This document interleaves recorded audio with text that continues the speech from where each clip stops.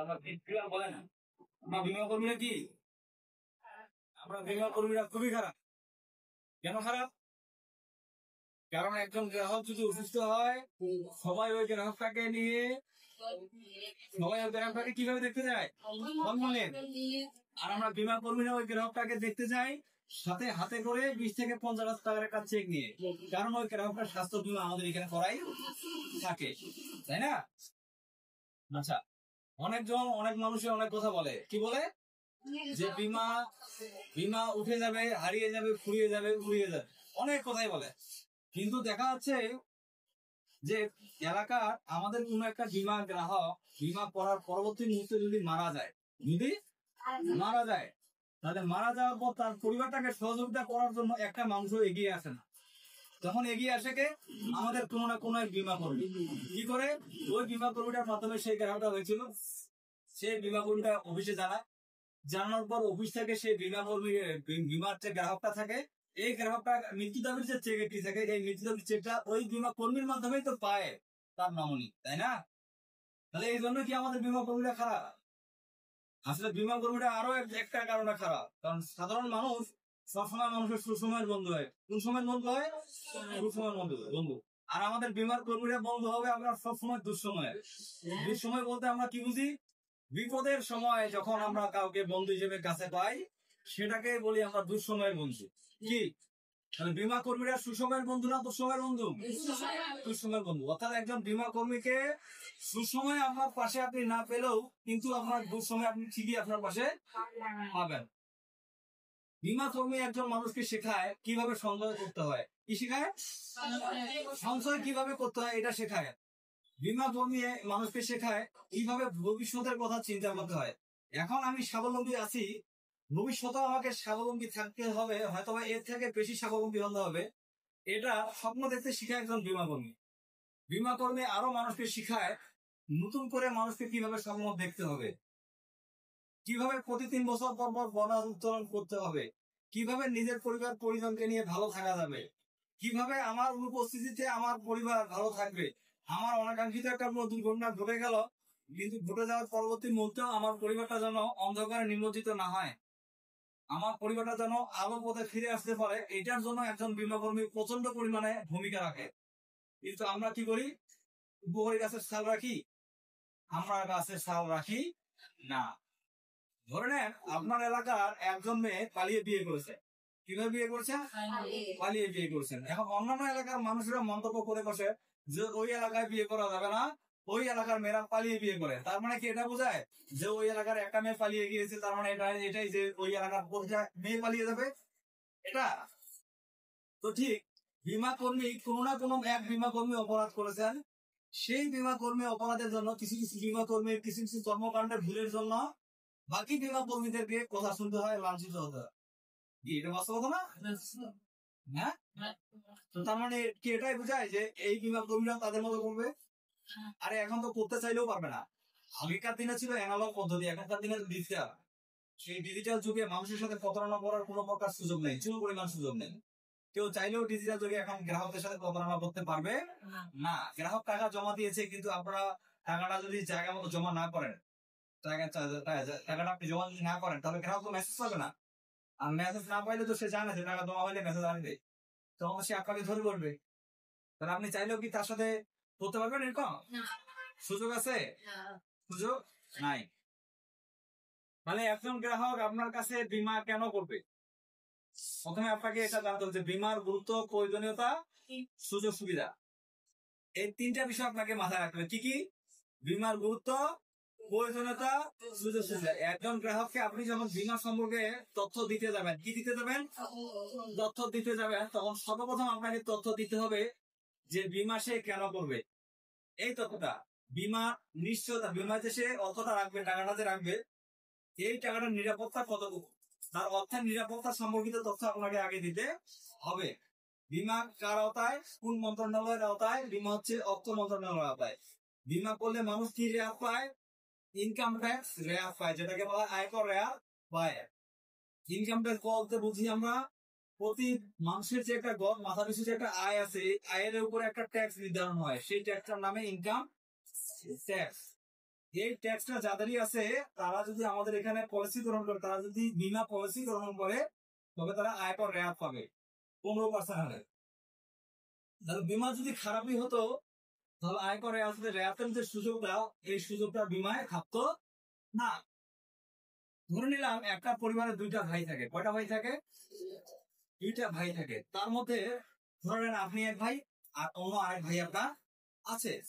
তো ঠিক অনুরূপ আপনি ব্যাংকেও আপনার একটি ডিটেলস আছে, বিমাতেও আপনার একটি বিমা আছে। বিমাতেও একটি বিমা পলিসি করুন আপনি বলেছেন।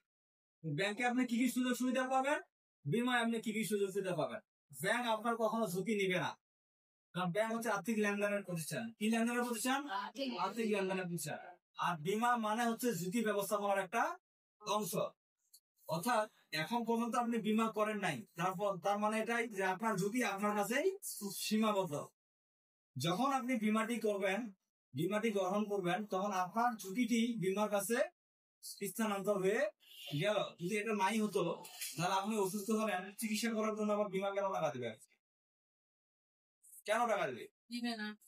বিয়ের পূর্বে একজন মেয়ের অভিভাবক হিসেবে যেমন দায়িত্ব পালন করে তার বাবা, বিয়ের পরে যেমন দায়িত্ব পালন করে অভিভাবক হিসেবে তার স্বামী, ঠিক তেমনি বিমা করার পরবর্তী মুহূর্তে চিকিৎসা ক্ষেত্রে দায়িত্ব পালন করে হচ্ছে বিমা। প্রতি বছরে একবার চিকিৎসা ক্ষেত্রে সুবিধা দেয় বিমা।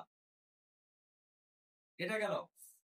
তাহলে বিমা থেকে আমরা এই সকল সুবিধাগুলো 100% পাচ্ছি বা পাই। যারা সুবিধা পায় তারা কিন্তু কথা বলে না, আর যারা কোনোদিন বিমা করছে কিন্তু কর্মীদের কারণে হয়তো বা কোনো প্রকার সম্মুখীন হয়েছে, কিন্তু এটার জন্য তার মনে একটা ভয় ঢুকে গেছে। আমাদের উচিত কি তারা এই ভয়টা দূর করা। যেহেতু তথ্য প্রযুক্তির যুগ, ডিজিটাল যুগ, এই ডিজিটাল সময়ে কোনো প্রকার দুর্নীতি করার সুযোগ থাকতেছে না। এটা গেল। তারা মানুষ সঞ্চয় করতে শিখতেছে, 3 বছর পর পর বোনাস উত্তোলন করার সুযোগ পাচ্ছে। এমনকি প্রতি বছরে একবার যদি সে অসুস্থ হয় তাহলে চিকিৎসাকালীন সময় যে চিকিৎসা খরচটা, এই খরচটা কোথা থেকে পাবে? বিমা থেকে পাবে। কি তাই না? হায়াত মতের কথা বলা যাবে না। আপনি বিমা করলেও আপনাকে মারা যেতে হবে, বিমা না করলেও আপনাকে মারা যেতে হবে। তারা দেখা যাচ্ছে বিমা করার পরবর্তী মুহূর্তে যদি আমরা কেউ মারা যাই, তাহলে বিমা থেকে কি পাওয়া যায়? কয়েক লক্ষ টাকা একটা মৃত্যু দাবির চেক পাওয়া যায়। এটা পরিবারের জন্য একটা সুবিধা। নিজের জন্য সুবিধা কি কি? কারণ অনেকে মন্তব্য করে যে বিমা করলে যদি মরে যাওয়া লাগবে তাহলে বিমা করার দরকার কি? আসলে কি তাই? আসলে তাই নয়। বিমা করলে বেঁচে থাকাকালীন অবস্থায়ও অনেক মূল্য সুবিধা পাওয়া যায়। তার মধ্যে অন্যতম হচ্ছে আমি সঞ্চয় করতে পারতেছি, 3 বছর পর পর আমি বোনাস উপভোগ করতে পারতেছি। এমনকি আমার অ্যাকাউন্ট চলাকালীন অবস্থায়, বিমা চলাকালীন অবস্থায় যদি আমি অসুস্থ হই, তাহলে চিকিৎসা করার জন্য চিকিৎসার খরচটা বিমা থেকে আবার পাচ্ছি। তাহলে আমি কি সুবিধা ভোগ করতে পারতেছি না? পারতেছি তো। সরকারের অন্যতম প্রধান লিগাল আর্থিক প্রতিষ্ঠান হচ্ছে দুইটি, একটা হচ্ছে ব্যাংক আর একটি বিমা। ব্যাংকের কাজ হচ্ছে একরকম, বিমার কাজ হচ্ছে আরেক রকম। কারণ ঝুঁকি নেয় কে? ব্যাংক নেয় ঝুঁকি? না, ব্যাংক ঝুঁকি নেয় না, ঝুঁকি নেয় বিমা। তাহলে আমি একটু আগে বলেছিলাম একটি পরিবারের যদি দুইটা ভাই থাকে, একটা বড় ভাই একটা ছোট ভাই, ছোট ভাইয়ের দায়িত্ব কার কাছে থাকে? নিশ্চয়ই বড় ভাইয়ের কাছে থাকে। বড় ভাই ছোট ভাইয়ের দায়িত্ব নেয় এই জন্য যে ছোট ভাই যদি কোনো ঝুঁকির মধ্যে পড়ে যায় তাহলে ভাই হিসেবে এক ভাইয়ের ঝুঁকির দায়িত্বটা নেওয়া। তো ব্যাংকে যখন আমরা টাকা রাখি, ব্যাংকে যদি কখনো অগ্নিকাণ্ড ঘটে যায়, ব্যাংকেরও কিন্তু বিমা করা থাকে। ব্যাংকে যদি কোনো অগ্নিকাণ্ড ঘটে যায় কিংবা বিভিন্ন ধরনের দুর্যোগ ঘটে যায়, অনাকাঙ্ক্ষিত কোনো দুর্ঘটনা ঘটে যায়, তাহলে বিমা থেকেও কিন্তু ব্যাংক ক্ষতিপূরণ পায়। যেমন ব্যবসা প্রতিষ্ঠান বলেন, শিল্প কলকারখানা বলেন, আরো বিভিন্ন ধরনের ব্যবসা প্রতিষ্ঠান, শিল্প কলকারখানা, অভিযান যা আছে না, প্রত্যেকটারই কিন্তু বিমা করা আছে। যদি কোনো ঝুঁকির সম্মুখীন এসব জায়গাগুলো হয় তাহলে বিমা থেকে কি পাবে? আর্থিক ক্ষতিপূরণ পাবে। তাহলে বিমা যদি খারাপই হতো তাহলে বিমা মানুষ কেন করে? কেন করে বিমা? তাহলে বিমা তো বাংলাদেশের সংবিধান থেকে বিমা নামক এই শব্দটা উঠে দেওয়া উচিত ছিল না।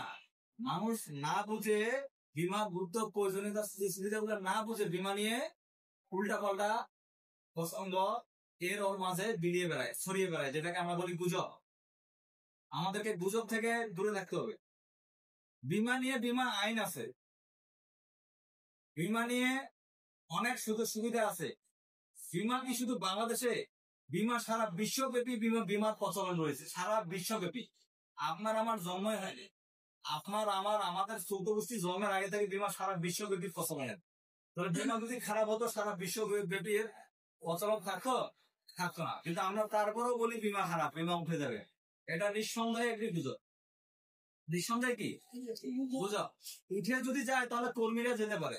কারণ আপনি একজন কর্মী, আপনি গ্রাহকের কাছে টাকা নিয়েছেন, টাকা অফিসে জমা করেননি, আপনি গ্রাহকের সাথে প্রতারণা করেছেন, গ্রাহকের সাথে আত্মবিশ্বাসের উপরে আপনি প্রতারণা করেছেন। প্রতিষ্ঠান তো প্রতারণা করে নাই, কিন্তু বদনামটা হয়েছে কিন্তু গ্রাহকের না, কর্মীর না, বদনামটা কিন্তু হয়েছে প্রতিষ্ঠানের। তাহলে এই জন্য মানুষ কিন্তু ভুল বুঝে এই জন্য প্রতিষ্ঠানকে, কিন্তু ভুলটা ছিল কার? অভিভাবককে, একজন বীমা কর্মীর ভুল ছিল। কিন্তু এই কিছু কিছু কর্মীদের জন্য বদনাম অনেক কর্মীরই হয়ে থাকে। এইটার দিক থেকে আমাদেরকে সজাগ থাকতে হবে।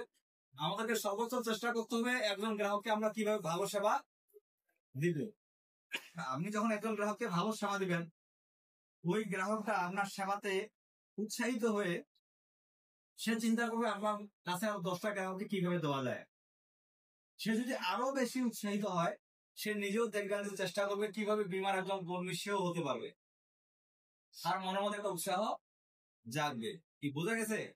সবকিছুর মূলে হচ্ছে সততা। কি আপনি একজন গ্রাহক করার পরবর্তী মুহূর্ত থেকে চেষ্টা করতে হবে তাকে কিভাবে আপনি ভালো সেবা দিবেন। কি চেষ্টা করতে হবে? ভালো সেবা কিভাবে দিবেন, কাঙ্ক্ষিত সেবাটা যেন সে আপনার কাছ থেকে পায়। আপনি কর্মী নিয়েছেন, কর্মীদেরকে ভালো কিভাবে ইনকাম আপনি করে দিবেন, এই চিন্তাটা আপনার মধ্যে কি করতে হবে? থাকতে হবে। আপনি কর্মী নেওয়ার পর যদি কর্মীকে ইনকাম ধরাই দিতে না পারেন, তাহলে আপনার কর্মী শিখবে? কর্মী নেওয়াটা বড় কথা না, কর্মী নেওয়ার পর কর্মীকে ভালোভাবে কাজ শিখানোটাই বড় কথা। বীমা, গুরুত্ব, প্রয়োজনীয়তা সব একটু যে কর্মীকে শিখাইতে হবে আগে, তারপর কর্মীটাকে ফিল্ডে নামাইতে হবে, পর্যাপ্ত ট্রেনিং কর্মীটাকে করাইতে হবে। ক্লিয়ার? ঠিক আছে, আজকে বলুন।